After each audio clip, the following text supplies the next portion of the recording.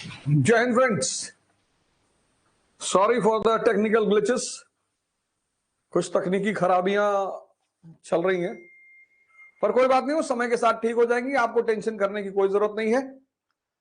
और उठ जाग मुसाफिर भोर भई, अब रैन कहां तुम सोवत है। और जो सोवत है सो खोवत है, जो जागत है सो पावत है।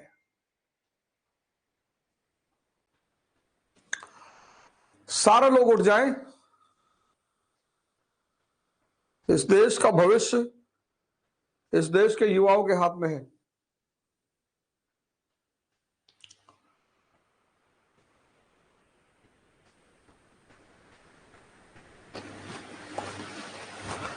आज हमारे गुरु श्री कांति यादव जी का जन्मदिन है। इलाहाबाद में रहते हैं, कीटगंज में। तो मैं इस मंच से आज उन्हें बहुत बहुत बधाइयां देना चाहता हूं। और आप लोग बिल्कुल टेंशन मत लीजिए, मैंने इसलिए कोई बड़ी कमिटमेंट नहीं की, क्योंकि मेरी आदत है जब मैं कमिटमेंट करता हूं तो वो काम मुझसे होता ही नहीं। मैं सलमान खान तो हूं नहीं कि एक बार मैंने कमिटमेंट कर ली तो फिर मैं उसको करता हूं, और नहीं की तो और करता हूं। तो वो एक प्रॉब्लम है इस प्रोग्राम में।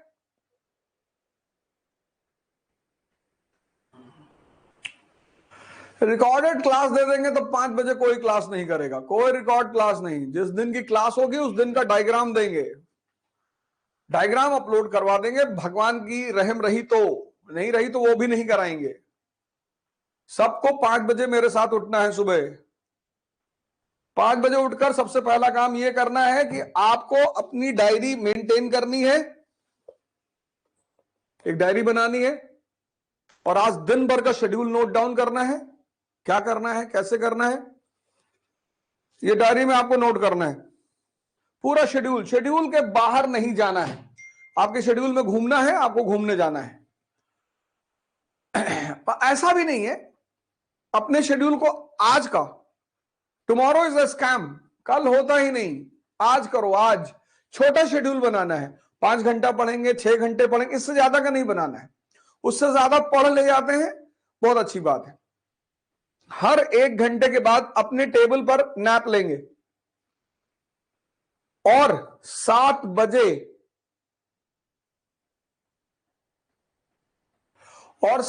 क्लास खत्म होगी। सभी लोग अपने माँ बाप को चरण स्पर्श करेंगे। जिनके माँ बाप उनसे दूर रह रहे हैं वो उनको फोन करेंगे। डेली माँ बाप का आशीर्वाद लेना, ये सारा खेल आशीर्वाद का है। तो क्लास आज इसलिए शुरू हुई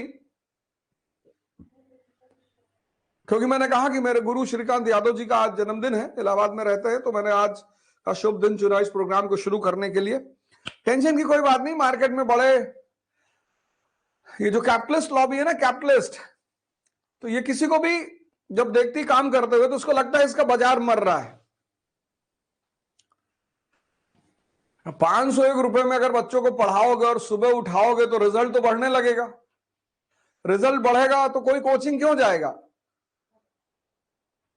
नुकसान किसका होगा, पूंजीपतियों का। तो जब पूंजीपतियों का नुकसान होगा तो मानी सी बात है, अफवाह उड़ाएंगे।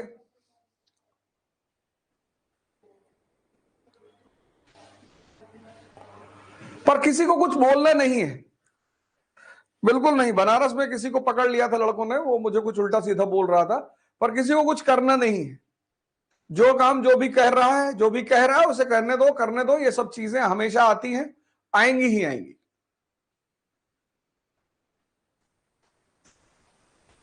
नौजवान क्रांति पार्ट 2।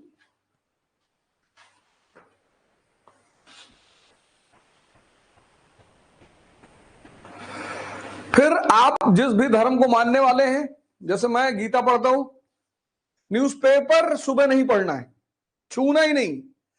दिन की शुरुआत एक पॉजिटिव थॉट से करनी, पॉजिटिव विचार से। एक एक श्लोक, एक पारा, एक पैराग्राफ, बस उस थॉट को दिन भर दिमाग में रखना है। एक, कोई भी एक। मैं यथार्थ गीता पढ़ता हूं, आप बाइबल पढ़िए, कुरान पढ़िए, आदि ग्रंथ पढ़िए, जो भी आपका धर्म ग्रंथ है, जो भी।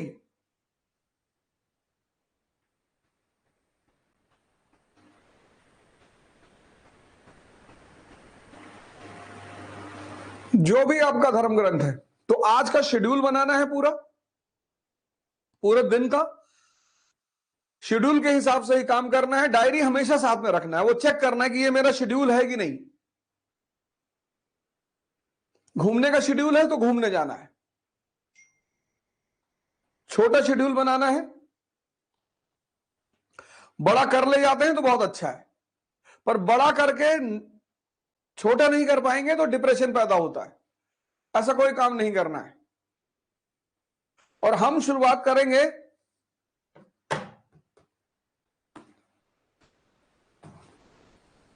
मैंने जैसे कहा कि 5 से 6 ध्यान और योग का कार्यक्रम रहेगा, पर वो अभी 10 दिन नहीं रहेगा। मैं 10 दिन पढ़ाऊंगा आपको।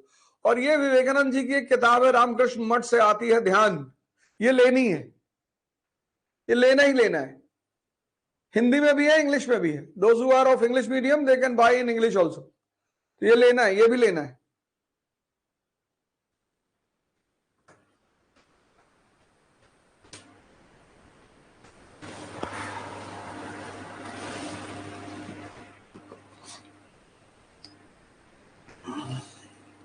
अरे अभी से कोर्स की वैलिडिटी के चक्कर में काहे पढ़ो, पहले 10-20 दिन पढ़ो यार, देखो तो क्या हो रहा है। फिर पहली किताब जो हम लोग करेंगे वो ये वाली किताब है, मॉडर्न इंडिया, आधुनिक भारत बाय विपिन चंद्रा। इसका इंग्लिश वर्जन भी है। ये हम पहली किताब खत्म करेंगे यहां पर। बड़ी मस्त किताब।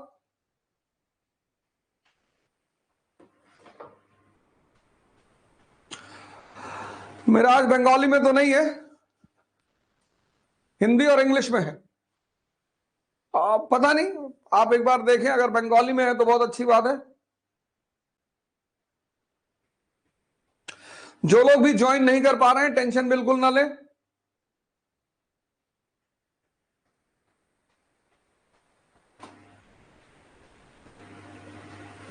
इवनिंग उवनिंग कोई क्लास शेड्यूल रूल तो कुछ चेंज नहीं करना, राय तो देना ही नहीं। सुबह 5 बजे क्लास होगी। मैं एक बार ऑप्शनल पढ़ा चुका हूं सुबह 4 बजे से, दिसंबर की ठंडक में। क्लास सुबह 5 बजे होगी, कोई रिकॉर्डिंग किसी को नहीं मिलेगी। 5 बजे क्लास में बैठना ही बैठना है, जितने लोग ज्वाइन कर रहे हैं।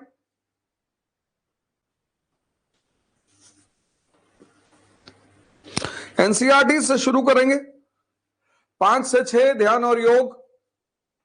संभवतः दीपक आचार्य जी हमारे साथ जुड़ेंगे 5 बजे डेली।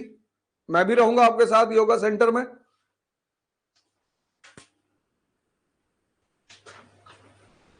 किसी का नंबर आ रहा है, वो कह रहे हैं sir remove the number from the screen.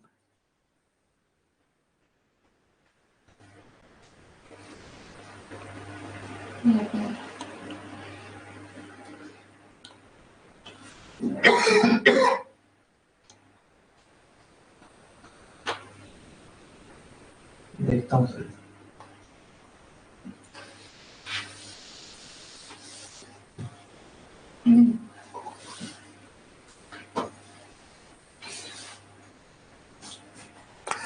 कोई भी टेंशन लेने की बात नहीं है। जब तक आप सब लोग का मामला सॉल्व नहीं हो जाएगा, तब तक वीडियोस यूट्यूब पे अपलोड हो जाया करेंगे। एक बार सब सिस्टम हो गया, फिर कोई दिक्कत नहीं। नहीं 4 बजे से नहीं करेंगे, 5 बजे से ही करेंगे। अभी 5 बजे से करेंगे, फिर 6 महीने बाद सुबह 4 बजे से करेंगे। सब नहाएंगे धोएंगे, बिल्कुल तैयार होकर रेडी होकर आएंगे। और कुछ बनने से पहले कुछ बनना पड़ता है, साधना करनी पड़ती है।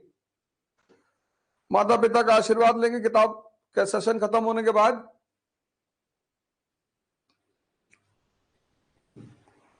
और कोशिश करें, अगर आप ऐसा मानते हो,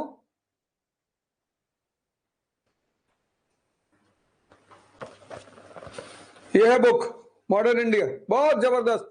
इस बुक के खत्म होते होते बहुत सारी बातें आपको स्पष्ट हो जाएंगी, क्लियर हो जाएंगी। बहुत सारी टेंशन आपकी खत्म हो जाएगी, बहुत सारी चुनौतियां जो आपकी तैयारी में है वो खत्म हो जाएंगी।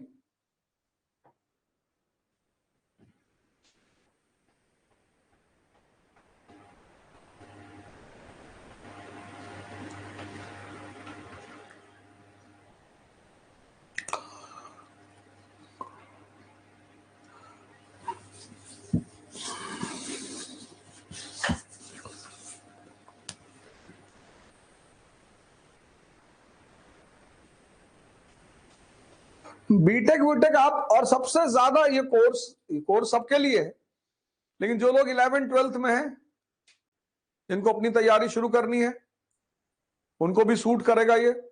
अभी किससे साथ जुड़ जाए। और मैंने कहा ना कि इस मंच पे मैं बहुत सारे काम करूंगा, पर मैं कुछ कहूंगा नहीं। मैं जो करता जाऊंगा वो आपके सामने आता जाएगा।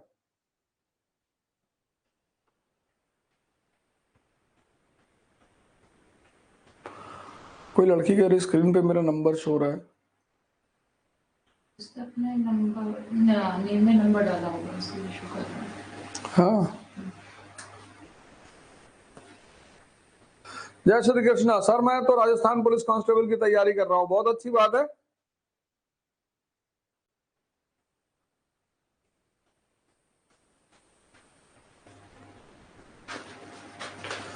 जिनका भी नाम स्क्रीन पे शो हो रहा है वो प्लीज अपने नाम को हटा ले वहां से।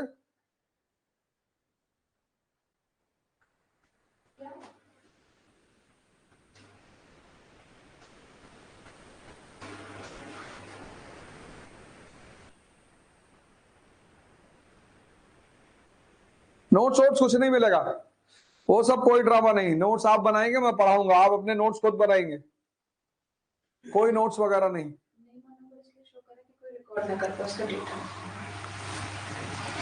नेम और नंबर इसलिए शो कर रहा है कि कोई रिकॉर्ड ना करे, उसका डेटा आ जाएगा तुरंत। सस्पिशियस एक्टिविटीज,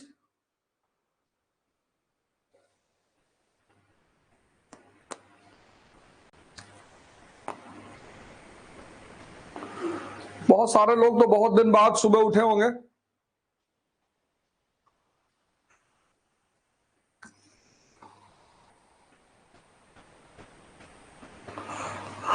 टेंशन मत लो, किसी की वैलिडिटी 14 दिन है, किसी की वैलिडिटी 20 दिन है।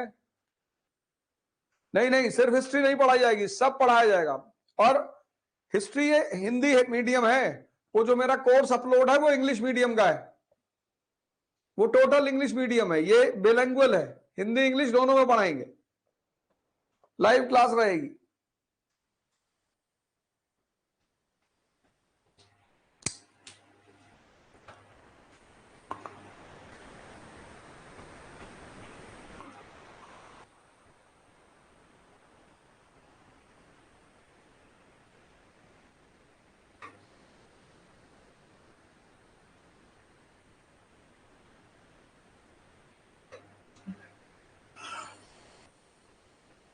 मैं बताऊंगा कैसे कैसे नोट्स बनाना है, पर मैं नोट्स दूंगा नहीं। No commitment, unnecessary. वो धीरे धीरे जब कोर्स आगे बढ़ता जाएगा आपको पता चल जाएगा कि कोर्स नोट्स कैसे बनाना है, कैसे सिस्टमाइज करना है, कैसे क्वेश्चंस लिखने हैं।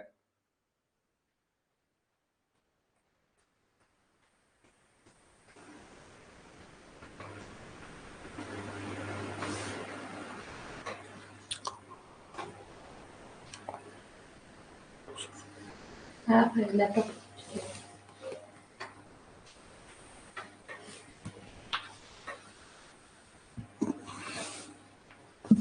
पहला चैप्टर, फर्स्ट सारी एनसीईआरटी पढ़ाई जाएगी। History, polity, economy, general science, सब। पहले मॉडर्न इंडिया खत्म करेंगे, फिर एंशिएंट खत्म करेंगे, फिर मेडिवल की वो डायग्राम वाली बुकलेट देंगे।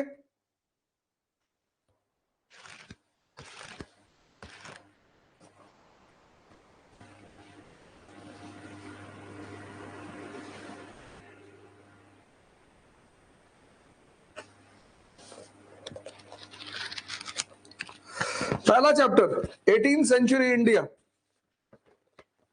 जितने लोग भी ज्वाइन नहीं कर पा रहे हैं, कोई टेक्निकल प्रॉब्लम आ रही, कोई टेंशन की बात नहीं है। एक हफ्ते की क्लास, ये आज वैसे भी एक डेमो क्लास है।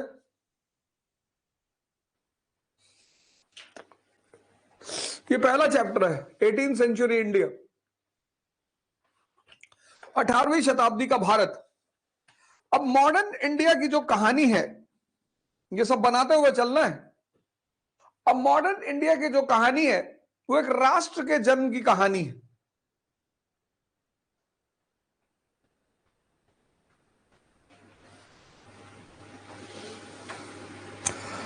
लक्ष्य, हमारी तरफ से अपनी माता जी को प्रणाम करिएगा।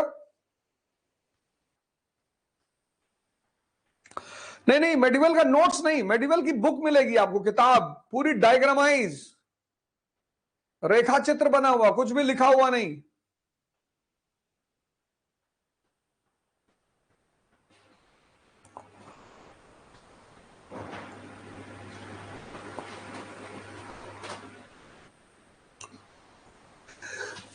मॉडर्न इंडिया जो है एक राष्ट्र के जन्म की कहानी।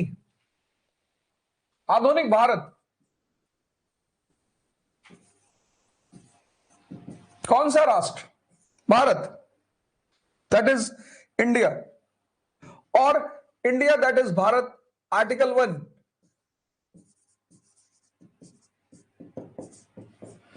India that is Bharat, article 1।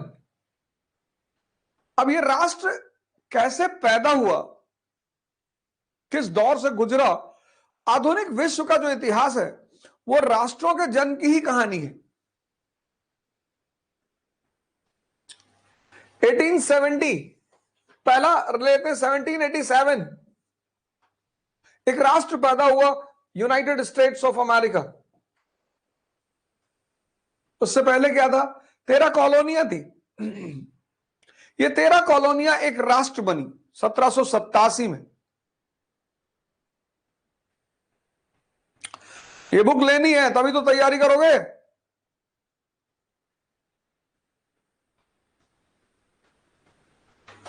Jail से छूट के आए हो, पूछ रहे हो बुक लेनी है? किताब लेनी ही लेनी है।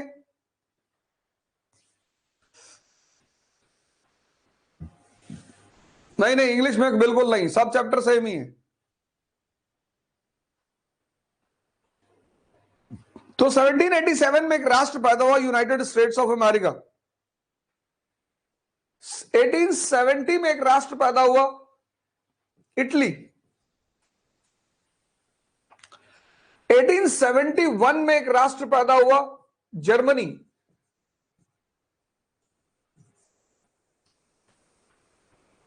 और 1947 में एक राष्ट्र पैदा हुआ, भारत। अगर आधुनिक युग से पूर्व के आप इतिहास में जाएंगे तो ये सब राष्ट्र थे ही नहीं। तो मॉडर्न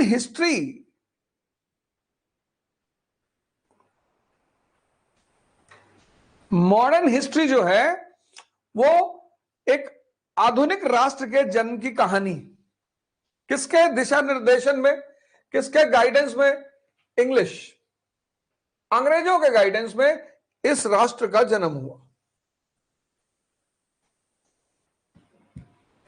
अब इस आधुनिक भारत के दो पार्ट हैं। पहला पार्ट 1757 से 1857 और दूसरा 1857 से 1947।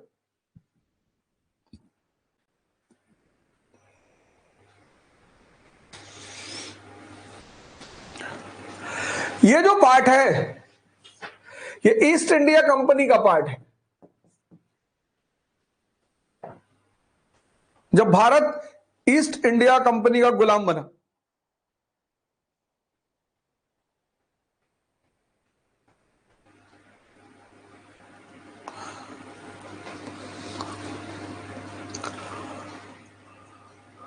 और ये जो पार्ट है ये ब्रिटिश क्राउन का पार्ट है।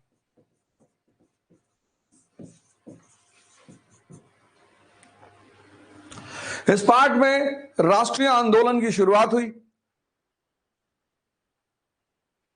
क्यों हुई, कैसे हुई?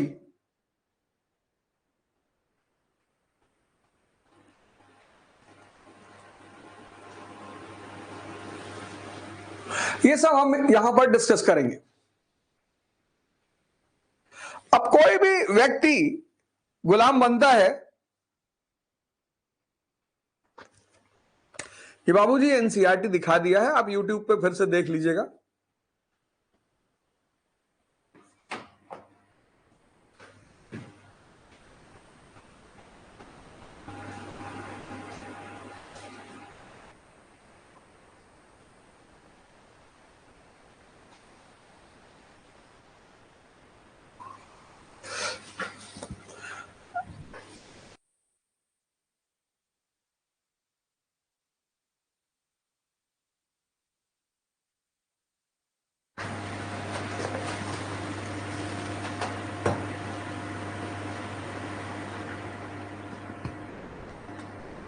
चैट बंद कर दो भैया। अरे वो ऊपर है नहीं क्रॉस, बस ठीक है। माइक ऑन कर दीजिए। तो अब जितने भी चैप्टर्स हैं, उस चैप्टर्स में जितनी हेडिंग्स हैं, हेडिंग बाय हेडिंग पढ़ेंगे, एक एक हेडिंग। तो पहली हेडिंग क्या है? मुगल साम्राज्य का पतन, डिक्लाइन ऑफ मुगल एम्पायर, 18वीं शताब्दी का भारत, ये पहला चैप्टर है। 18th सेंचुरी इंडिया, और इस सेंचुरी में जो सबसे बड़ी घटना घटी, ये पहला चैप्टर है। 18वीं शताब्दी का भारत, 18th सेंचुरी इंडिया। और इस शताब्दी में जो सबसे बड़ी घटना घटी वो ये थी कि भारत गुलाम बना, स्लेव।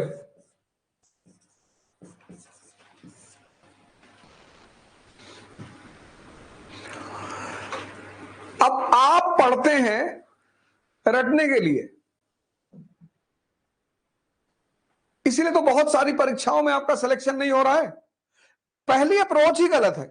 रटना है, तथ्यों को याद करना है, बिल्कुल नहीं। सब पूरे चैप्टर को समझना है और तथ्यों की प्रैक्टिस करनी है।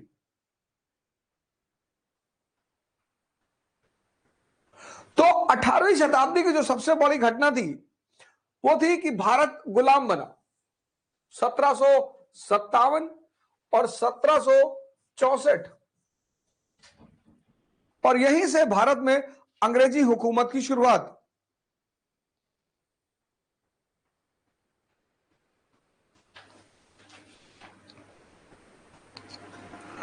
लेकिन यह गुलाम कैसे बना? कोई भी व्यक्ति या राष्ट्र गुलाम तभी बनता है जब वो कमजोर होता है। यह लाइन बहुत इंपॉर्टेंट है। कोई भी व्यक्ति या राष्ट्र गुलाम तभी बनता है जब वो कमजोर होता है। तो ये जो पहला चैप्टर है, अब जो भी चैप्टर हम पढ़ेंगे उसका पहले थीम निकाल लेंगे कि इस चैप्टर का थीम क्या है। इस चैप्टर को पढ़ने के बाद कौन सी पिक्चर बनेगी मेरे मन में, इसका इस्तेमाल करना है। यहां से पढ़ना है और यहां पर पिक्चर बनानी है। तो 18वीं शताब्दी का जब ये भारत का चैप्टर खत्म होगा तो हमारे सामने एक पिक्चर होगी कि भारत की राजनीतिक दशा कैसी थी, पॉलिटिकल सिचुएशन। भारत की आर्थिक दशा कैसी थी, इकोनॉमिक कंडीशन।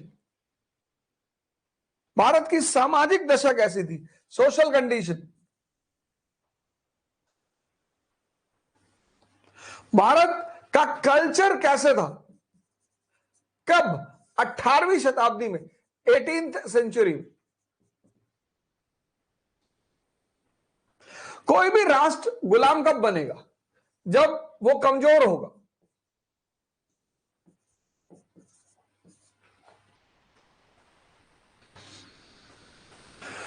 तो अब 18वीं शताब्दी में भारत जब गुलाम बना, इसका मतलब भारत कमजोर रहा होगा। किस फ्रंट पे? राजनीतिक फ्रंट पे, आर्थिक फ्रंट पे, सामाजिक फ्रंट पे और सांस्कृतिक फ्रंट पे। बस इसी पिक्चर को इस चैप्टर के अंत तक बनाना है।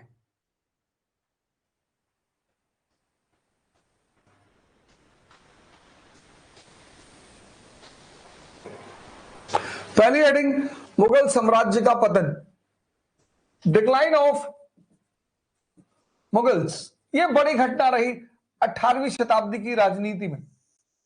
डिक्लाइन ऑफ मुगल्स, मुगल साम्राज्य का पतन, यह पहली हेडिंग है। अब 1707 औरंगजेब की डेथ।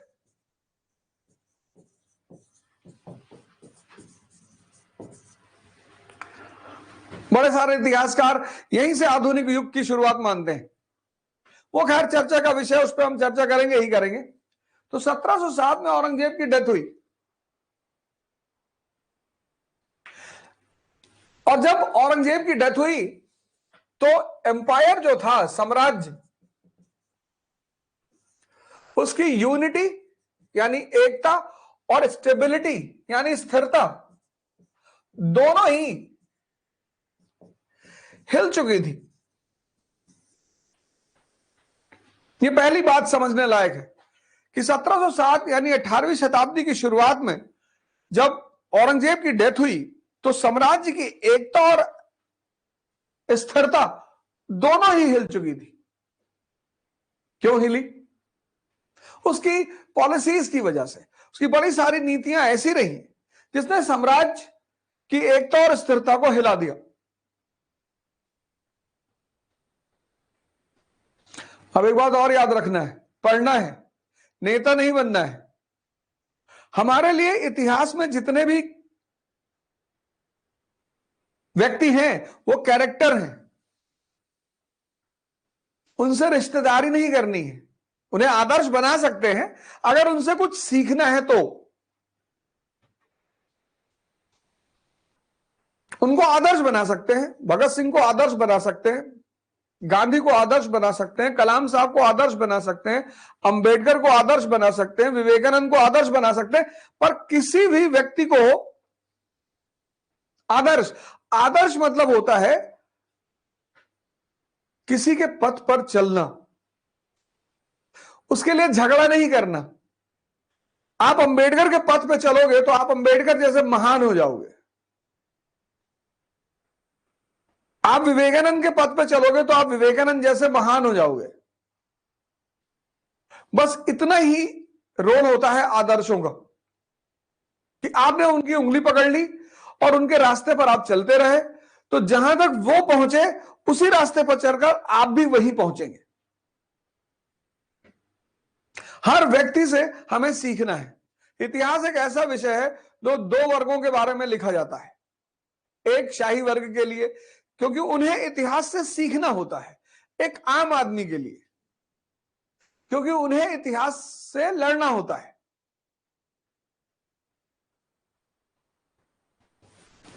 समझना है इस बात को? तो औरंगजेब हो सकता है कुछ मुसलमानों के लिए मुसलमान हो, आपके लिए नहीं है। आपके लिए शासक है। बहुत सारे हमारे मुसलमान भाई भावुक हो जाते हैं कि भैया बहुत अच्छा आदमी था। हाँ, बहुत अच्छा था। एक बार ऐसे उंगली डाल के छेद कर दिया था आसमान में। और बहुत सारे हिंदू भाई हैं जो उससे नाराज हो जाते हैं। ये सर बहुत उसने सर सब मंदिर तोड़ डाला सर उसने। हाँ, तो किसका विनाश किया? अपना ही तो किया। ये देखो,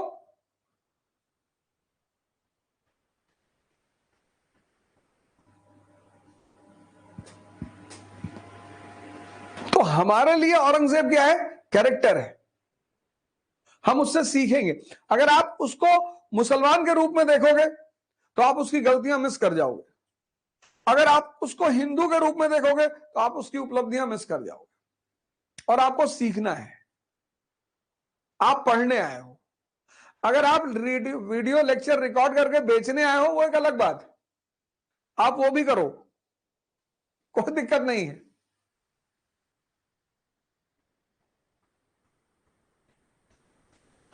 लेकिन जो लोग पढ़ने आए हैं उनका उद्देश्य है सीखना। तो 1707 में औरंगजेब की डेथ हुई और साम्राज्य की एकता और स्थिरता हिल गई। हिली क्यों?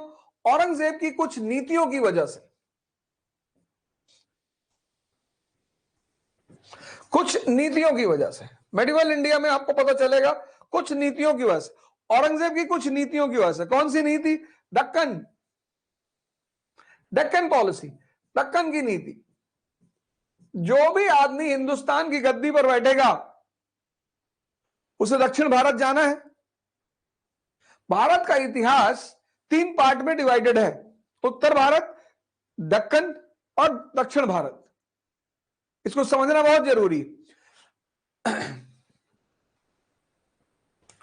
तो भारत का जो इतिहास है वो 3 भागों में डिवाइडेड है।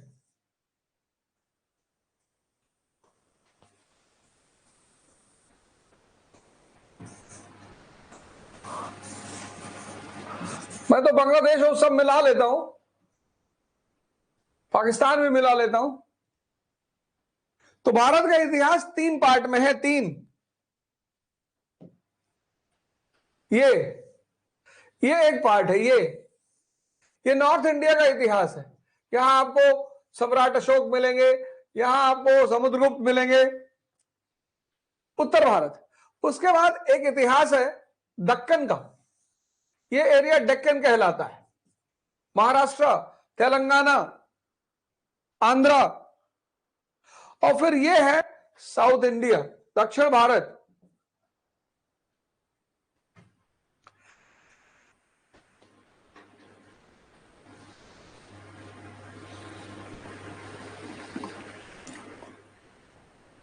नॉर्थ इंडिया, डेक्कन, फिर साउथ इंडिया, कर्नाटका, केरला, तमिलनाडु।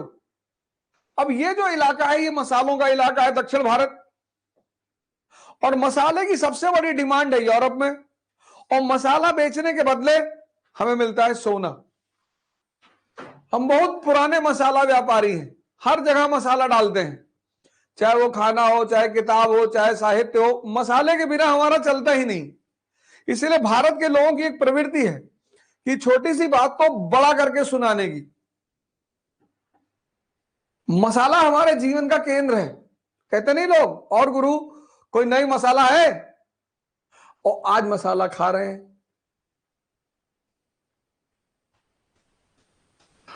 अब ये जो भी दक्कन, उत्तर भारत का शासक दक्षिण भारत आएगा, क्योंकि उसको मसाला के क्षेत्रों पर कब्जा रखना है, मसाले की डिमांड है यूरोप में। तो किस रास्ते से आएगा? वो दक्कन के रास्ते से आएगा। और ये टेरेन बहुत टफ है, यहां के लोग गुरिल्ला युद्ध लड़ते हैं।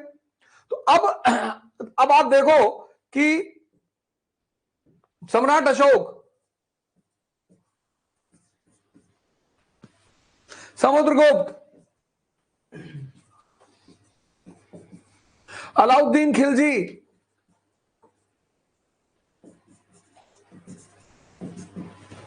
ये सब बड़े व्यवहारिक शासक हैं। इन्होंने दक्कन के राजाओं से दोस्ती कर ली कि भैया हम दक्षिण लूटने जा रहे हैं, और 3/4 हमारा, 1/4 तुम्हारा।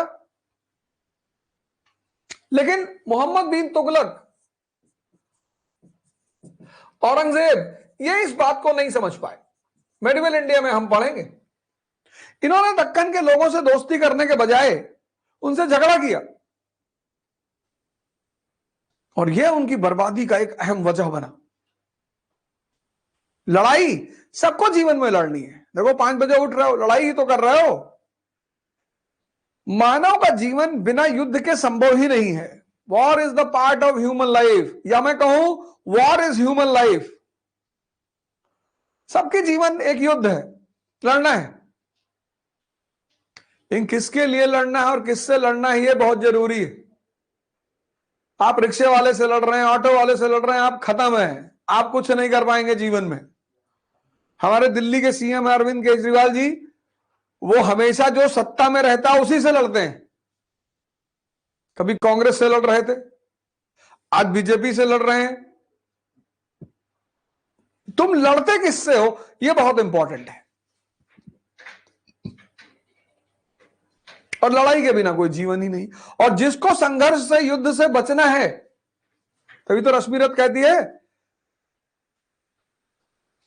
कि वर्षों से वन में घूम घूम, बाधा विघ्नों को चूम चूम, सधूप घाम पानी पत्थर, पांडव आए कुछ और निखर।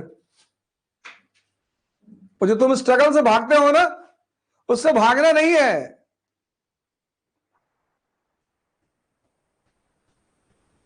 सौभाग्य न सब दिन सोता है, देखें आगे क्या होता है। वर्षों से वन में घूम घूम। तो अब ये जो नीति इन लोगों ने लगाई कि दक्षिण पर प्रभुत्व रखना है, दक्कन में दोस्ती रखनी है, औरंगजेब ने उस नीति को पलट दिया। मुगल साम्राज्य वैसे ही आर्थिक संकट से गुजर रहा था, और डेक्कन इसके लिए अल्सर बन गया। तो 1707 में कहानी यही थी कि 1707 में औरंगजेब की मृत्यु हुई, साम्राज्य की एकता और स्थिरता हिल गई। किस वजह से हिली? औरंगजेब की कुछ नीतियों की वजह से। उसमें प्रमुख नीति कौन सी है? दक्कन की नीति। लेकिन एनसीईआरटी यह भी कहती है कि इसके बावजूद मुगल प्रशासन, मुगल एडमिनिस्ट्रेशन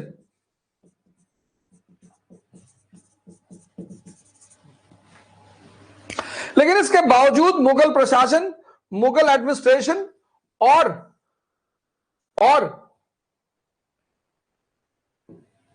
मुगल आर्मी,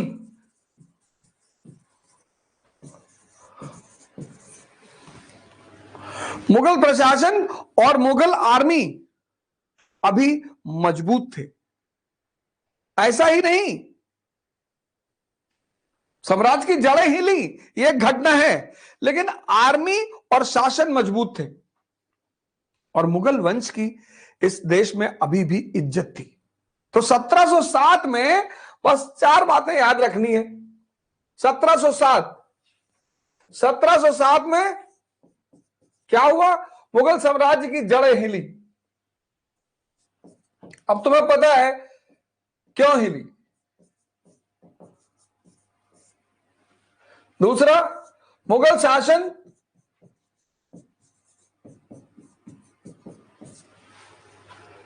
मजबूत, मुगल सेना मजबूत,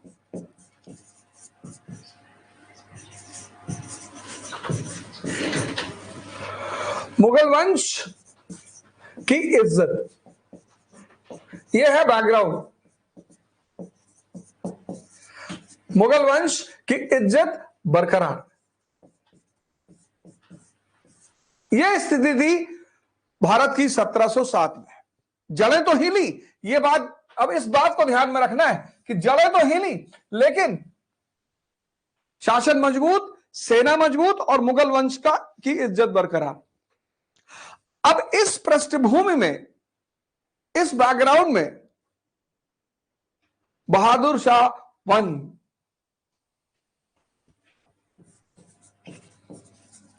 बहादुर शाह वन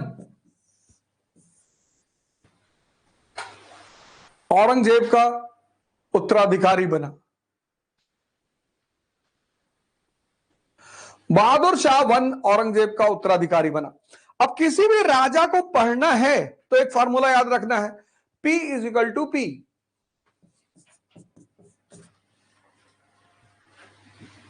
किसी भी राजा को पढ़ना है तो इस फार्मूले को याद रखना है।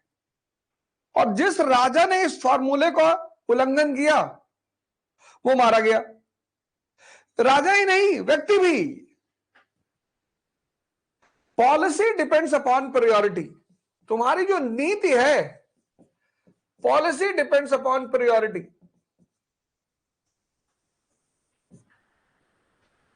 अब तुम्हारी जो नीति है वो प्राथमिकता के हिसाब से होनी चाहिए।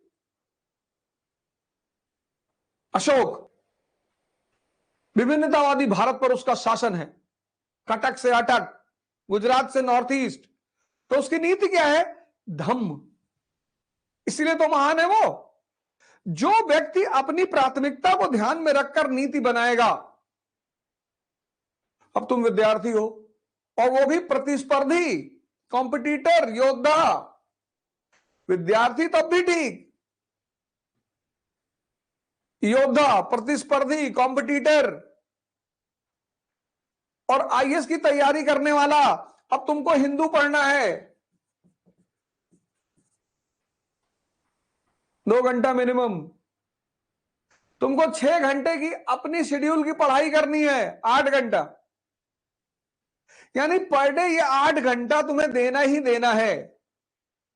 और बाकी 4-5 घंटा डिस्कशन करना, सोचना, वॉक करना, एक्सरसाइज करना, ध्यान करना।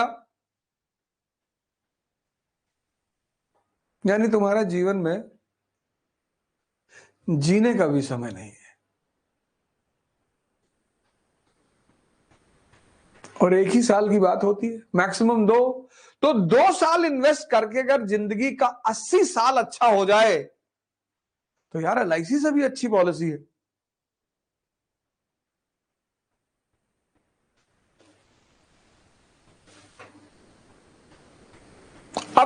प्राथमिकता में जब 8 घंटा तुम पढ़ना है, अब तुमने प्रेम कर लिया,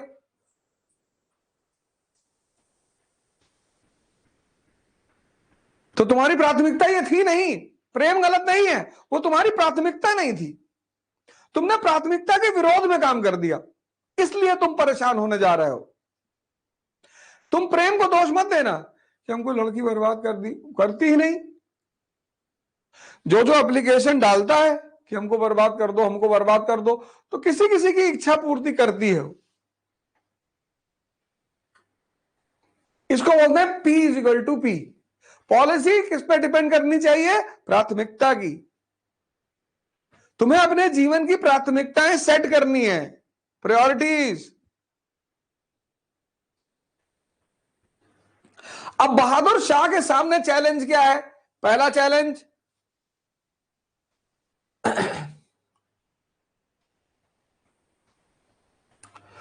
रिवोल्ट इन डिफरेंट एरियाज, विभिन्न क्षेत्रों में विद्रोह, बगावत, असंतुष्टता। पंजाब में सिख असंतुष्ट हैं, दक्कन में मराठा असंतुष्ट हैं, उत्तर भारत में जाट असंतुष्ट हैं, दक्कन में बुंदेला असंतुष्ट हैं, और दूसरी जो उसके सामने सबसे बड़ा संकट है वो है फाइनेंशियल क्राइसिस, वित्तीय संकट। अब उसके सामने दो बहुत बड़ी चुनौतियां हैं। पहला, बगावत, विद्रोह विभिन्न क्षेत्रों में, सिख, मराठा, जाट, बुंदेला, राजपूत। तो पहले तो इसको ओवरकम करना है और दूसरा इसको करना है। अब उसकी जो नीति होगी वो इन दोनों को ध्यान में रख के बनेगी। तो विद्रोह, अब क्या एनसीईआरटी ने समझाया है, आपने ध्यान नहीं दिया होगा।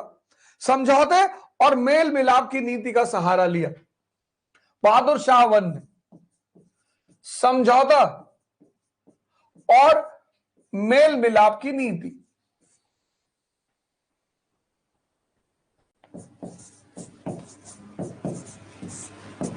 समझौता और मेल मिलाप की नीति का सहारा लिया औरंगजेब ने।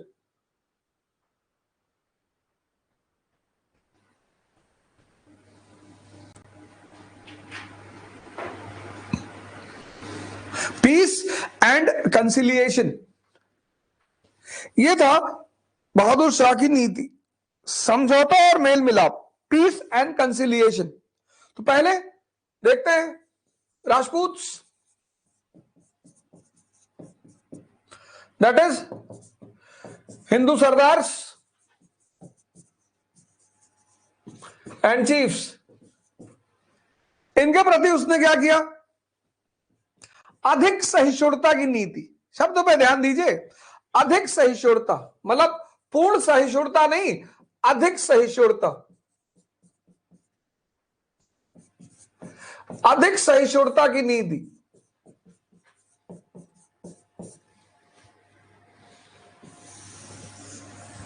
सिर्फ सहिष्णुता नहीं, अधिक, मोर टॉलरेंट पॉलिसी।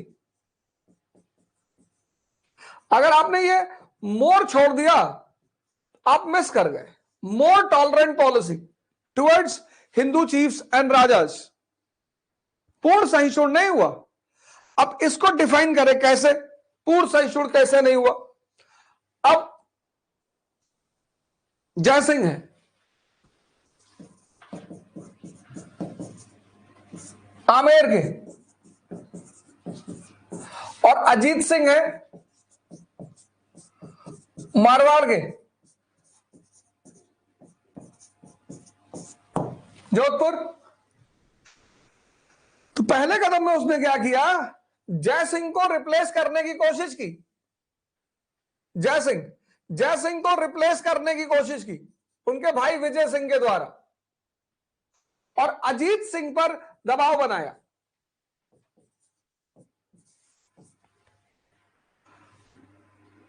जय सिंह को इसने रिप्लेस करने की कोशिश की उनके भाई विजय सिंह के द्वारा।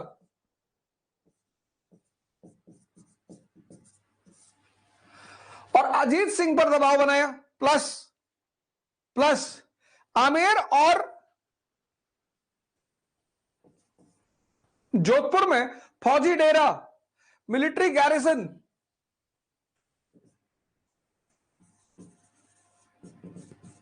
फौजी डेरा डाल दिया। यानी शुरुआत में वो इनके प्रति सहिष्णु नहीं रहा।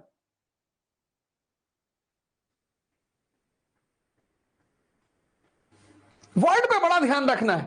ये देखो, अधिक सहिष्णु की नीति, अधिक सहिष्णुता की नीति, मोर टॉलरेंट पॉलिसी। तो जब कॉन्सेप्ट देंगे तो एविडेंस भी देंगे। तो ये था एविडेंस कि जयसिंह आमेर और अजीत सिंह मारवाड़, जयसिंह को रिप्लेस करने की कोशिश की विजय सिंह से और अजीत सिंह पर दबाव बनाया और मारवाड़ और आमेर को में फौजी डेरा डाल दिया। लेकिन इसको प्रतिरोध का सामना करना पड़ा, विरोध का सामना करना पड़ा, रेजिस्टेंस का सामना करना पड़ा। और राजपूत कौन है? मुगल साम्राज्य की रीढ़, स्पाइन।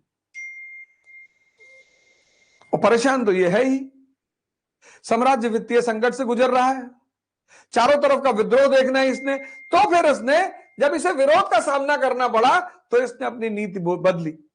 इसने दोनों राजाओं को उनका राज्य दे दिया, दोनों को उनका राज्य दे दिया।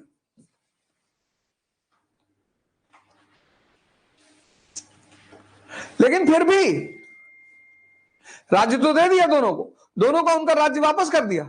लेकिन उनकी जो मांग थी मनसब की, उच्च मनसब, ये नहीं दिया।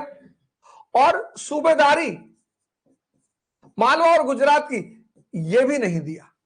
यानी कुल मिलाकर जो उसने राजपूतों के प्रति नीति अपनाई वो पूर्ण संतुष्टता की नीति नहीं दी। India +917251989005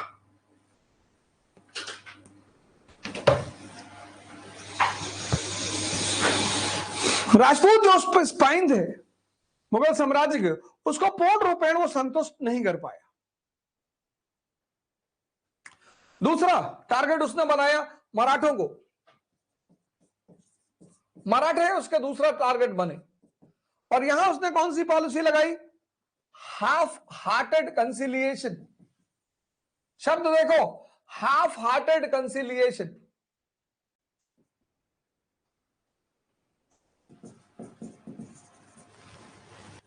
यानी ऊपरी तौर पर मेल मिलाप की नीति,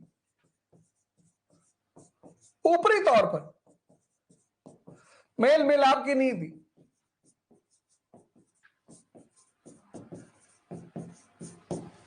ऊपरी तौर पर मेल मिलाप की नीति मराठों के प्रति, हाफ हार्टेड कंसिलिएशन, ऊपरी तौर दिखाने के लिए। अब पहला काम क्या किया? शाहू को छोड़ दिया, रिलीज शाहू, शाहू को रिहा कर दिया।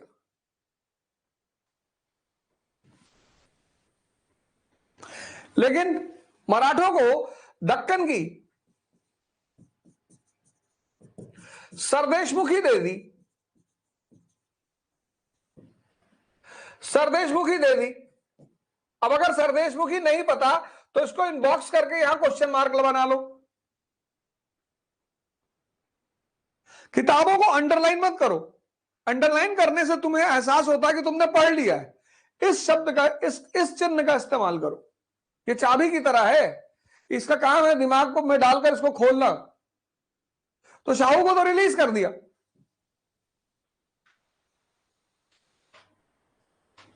लेकिन मराठों को दक्कन की सरदेशमुखी, और मराठों को दक्कन की सरदेशमुखी दे दी, चौथ नहीं दी, चौथ नहीं दी। यह मामला फंसा दिया। एक तरफ तो चौथ नहीं दी, दूसरी तरफ शाहू को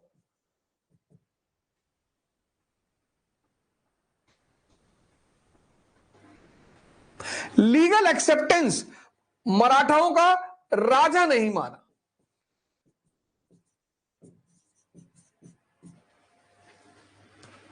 हाफ हार्टेड, ऊपरी तौर से मेल मिलाप की नीति दिखाने के लिए। तो शाहू को छोड़ दिया कि भाई ठीक है शाहू जा रहे, फिर और उन्हें दक्कन की सरदेशमुखी दे दी, चौथ नहीं दी। शाहू को मराठों का राजा नहीं माना।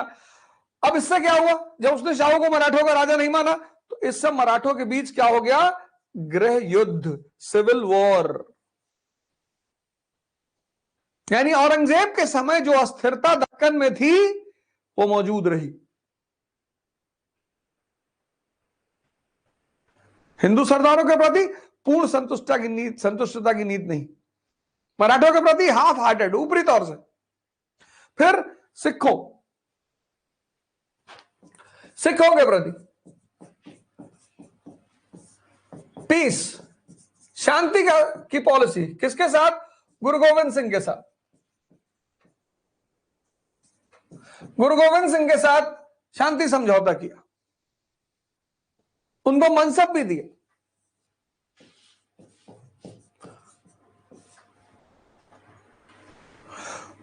गुरु गोविंद सिंह को मनसब भी दिया, शांति समझौता भी किया। लेकिन गुरु गोविंद सिंह की मृत्यु के बाद बंदा बहादुर से फिर टकराव।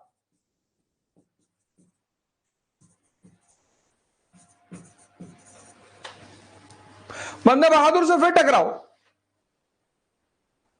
और सतलज से यमुना तक का इलाका बंदा बहादुर के नेतृत्व ने सिखों के प्रभाव में, लोहगढ़ का किला जो गुरु गोविंद सिंह ने बनाया था अंबाला के पास, उस पर कब्जा।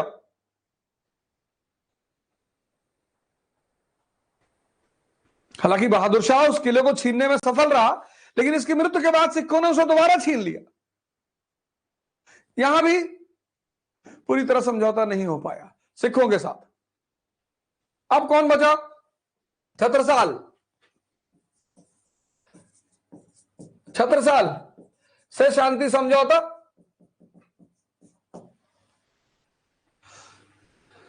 बुंदेला शासक और चूड़ामन जाट राजा, इनसे भी शांति समझौता, और चूड़ामन की सहायता ली सिखों के खिलाफ।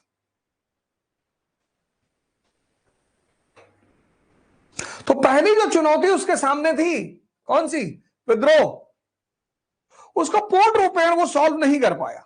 अब इसको तुम ऐसा करो, ऐसे ग्राफ बना लो, यहां लिख लो Rajput, Maratha,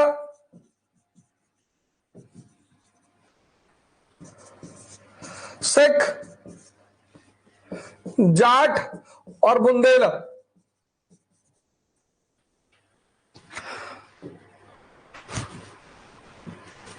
Rajput more tolerant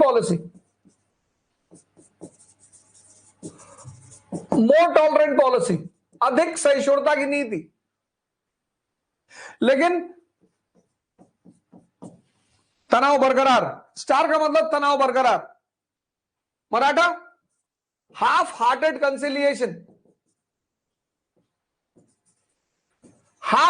conciliation, ऊपरी तौर पर मेल मिलाप की नीति,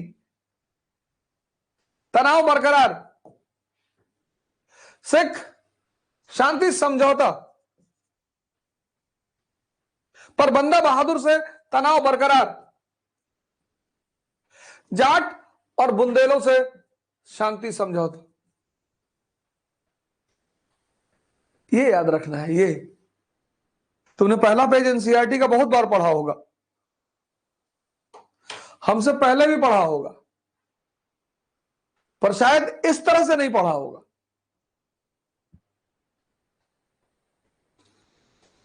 ये पिक्चर यहां बननी चाहिए। वर्षों से वन में घूम घूम, बाधा विघ्नों को चूम चूम, सधूप घाम पानी पत्थर, पांडव आए कुछ और निखर। सौभाग्य न सब दिन सोता है, देखें आगे क्या होता है।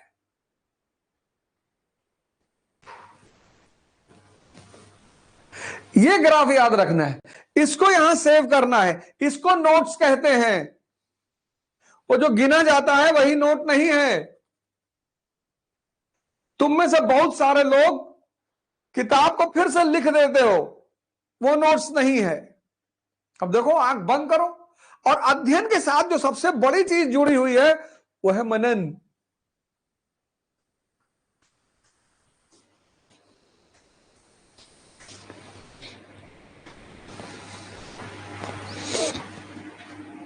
नहीं तो उल्टा सीधा जवाब दे दोगे किसी को, फिर भागे भागे घूमोगे।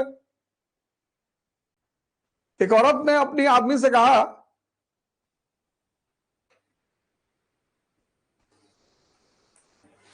तो कैसे तुम्हारा दिमाग कंसंट्रेट हो गया कहानी को सुनने के लिए, कैसे अलर्ट हो गए तुम कि हाँ मास्टर कुछ नया बात बताने जा रहे हो। अरे इसको सेव करो।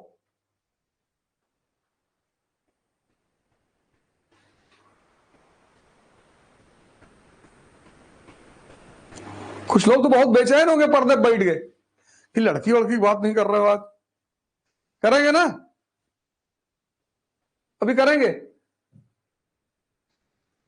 अब तुम्हें यहीं पर रुकना है, एक इमेज बनानी है। 1707 औरंगजेब की डेथ, विद्रोह, वित्तीय संकट, विद्रोह से निपटने के लिए ये सारी नीतियां।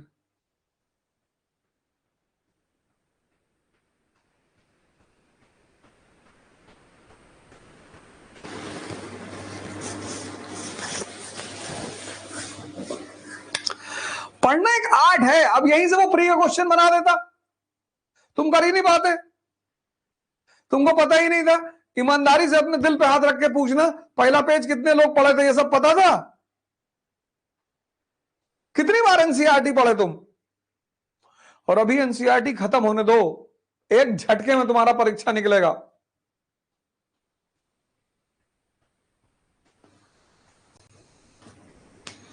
डॉक्टर कहता है कि रोग मत ठीक होने दो, मरीज मरीज नहीं है, क्लाइंट है।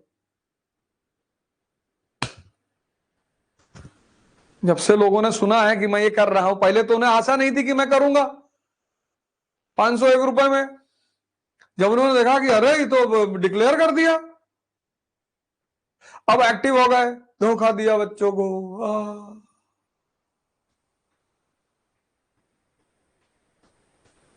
धोखा तो एक ही आदमी ने दिया था, भगवान कृष्ण ने दुर्योधन को, बाकी तो दुनियादारी है।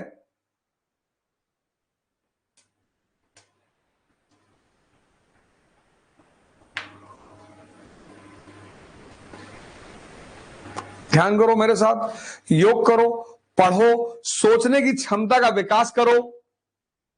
मैंने कहा ना, इस मंच से मैं बहुत नई नई चीजें करूंगा, सारी एनसीईआरटीयां पढ़ी जाएंगी। अब जिसने नहीं पढ़ा उसको ये डायग्राम बना के मैं अपलोड करवा दूंगा, अगर मेरा मन कहा तो। नहीं कहा तो वो भी नहीं कराऊंगा, कोई रिकॉर्डेड लेक्चर नहीं।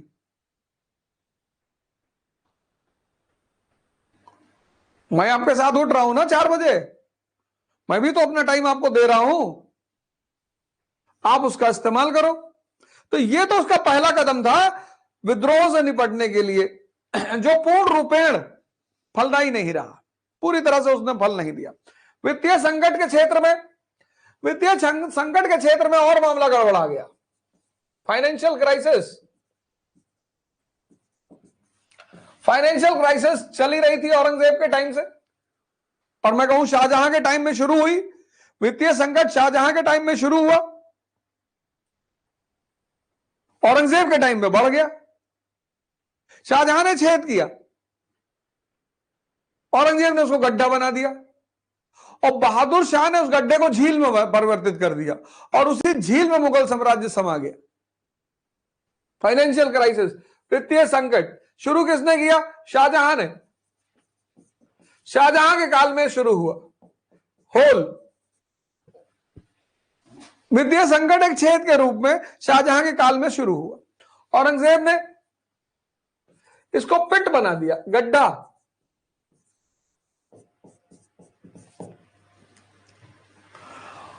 और बहादुर शाह वन ने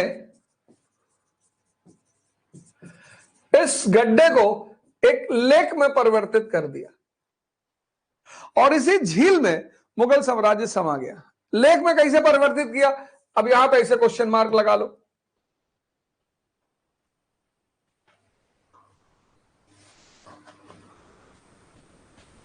मजा आ रहा है ना सुबह पढ़ के? देखो कैसे मनोभावनाएं बदल रही हैं, हैं? बदल रही है ना। देखो लेक झील बना दिया, कैसे? अंधाधुंध जागीरें, रेकलेस ग्रांट्स, रेकलेस, अंधाधुंध जागीरें, रेकलेस ग्रांट्स। तुम सबको खुश नहीं रख सकते। देखो ये रख रहा था, मारा गया। 50% लोग अगर तुमसे दुनिया में नाराज हैं तो तुम महान हो, और 70 अगर नाराज है तो तुम टेक्निकल आदमी हो, और 100 अगर नाराज हैं, भगवान। तो बाहर लो, कोई मंदिर जा रहा, मस्जिद जा रहा, प्रभु गाड़ी खरीदवा दो, प्रभु शादी करवा दो, भगवान शादी में गोरी लड़की से कराना बाबू। कंडीशनल डिमांड है हिंदुस्तानियों की, लड़का पैदा करवा दो प्रभु, बच्चा, वो भी लड़का। यहां मांगते नहीं, यहां कंडीशनल भिखारी हैं कि मांग रहे हैं वो तो ठीक, कंडीशन लगा रहे हैं।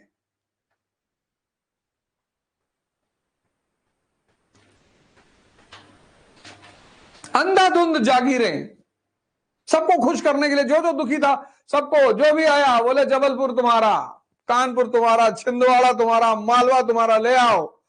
पदोन्नति, प्रमोशंस।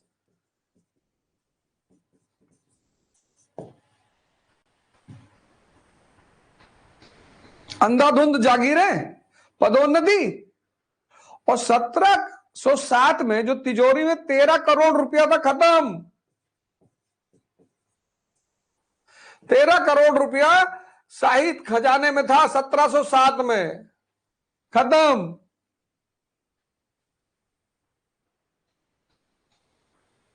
यानी साम्राज्य हो गया दिवालिया, फाइनेंशियल बैंकरप्ट।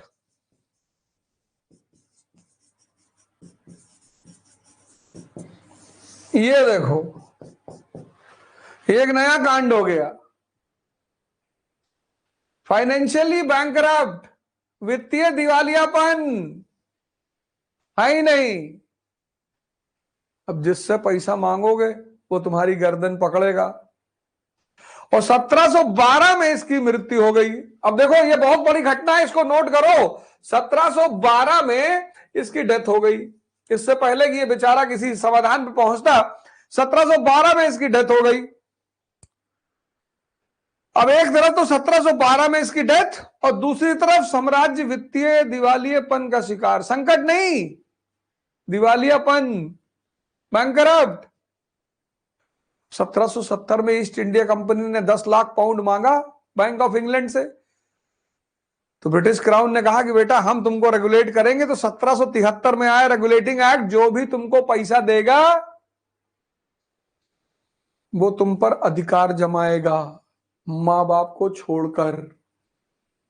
इसलिए अभी जब क्लास खत्म होगी तो उनका पैर छू लेना, वो तुमसे दूर रहते हैं तो उनको फोन कर लेना। ये सिर्फ 501 रुपया देके एहसान नहीं कर रहे हो, ये भी करना है। मां बाप को धन्यवाद देना है। तुमको लगता है कि उनकी गर्ज है, कोई गर्ज वर्ज नहीं है। कभी सड़क पे किसी बच्चे को नंगे घूमते हुए देखना तो अपने मां बाप को याद करना कि पाल पोसे कम से कम इतना बड़ा तो कर दिए कि अब कुछ कर लो। नहीं तो अगर छोड़ दिए होते सड़क पे तब सोच के देखो क्या होता। इसलिए मां बाप का ऋण नहीं चुकाया जा सकता। उनकी फोटो ले आके मेज पे रख लो, ऊर्जा मिलती है। जब से तुम बॉलीवुड और हॉलीवुड के एक्टर और एक्ट्रेस की फोटो लगाने लगे तभी से तो डिप्रेशन में आए। भाई भगत सिंह की फोटो देखोगे ताव में आ जाओगे, अंबेडकर की फोटो देखोगे लगेगा पढ़ना है, विवेकानंद की फोटो देखोगे लगेगा ध्यान करना है। इन लोग की फोटो लगाओ, साथ में अपने मां बाप की भी लगा लो। अब तुम बॉलीवुड के हीरो की फोटो लगाए हो, कोई मुंह टेढ़ा किया हुआ खड़ा है, कोई आंख दबाए, ठीक है, अच्छे कलाकार है, उनकी कला की सम्मान किया जाना चाहिए, लेकिन ऊर्जा किससे मिलेगी? जिन्होंने दुनिया में कुछ अचीव किया है। महाराज अड़गड़ानंद का लगा लो, पंडित श्री श्री रविशंकर का लगा लो, सदगुरु का लगा लो, आशुतोष महाराज जी का लगा लो।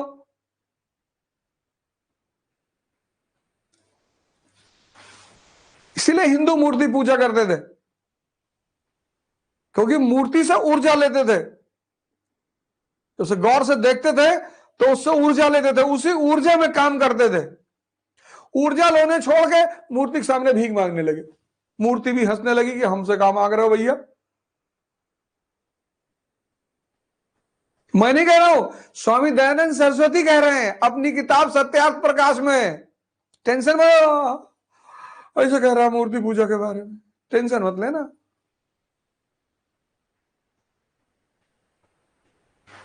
ये देखो,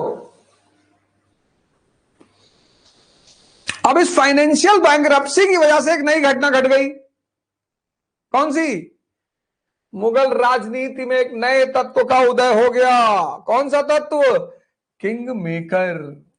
अब यहीं से एक और झटका मुगल राजनीति को, किंग मेकरों का उदय।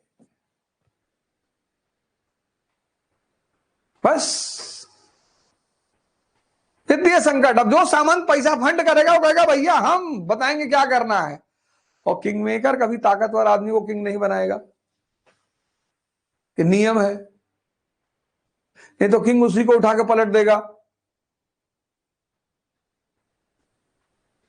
तो जहांदार शाह और जुल्फिकार खान, यहीं से मुगल राजनीति में एक नए दौर की शुरुआत, एक और झटका।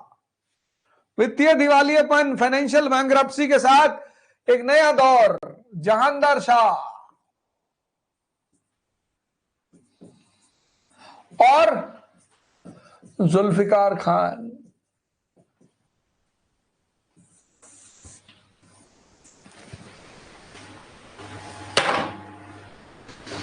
आज इतना ही पढ़ेंगे, यही अप्रोच रहेगा।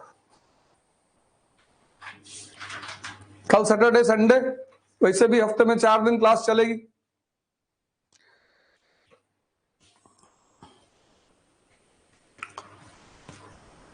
मंडे, ट्यूसडे, वेडनेसडे, थर्सडे, 4 दिन, लेकिन 7 दिन पूरा योगा और ध्यान 7 दिन चलेगा। स्वामी करमवीर जी के आश्रम में कुछ टेक्निकल चीजें लगनी है। आचार्य दीपक वहां से आपसे कनेक्ट होंगे और आपको योग और ध्यान सुबह सुबह कराएंगे। खड़े हो जाइए सारे लोग।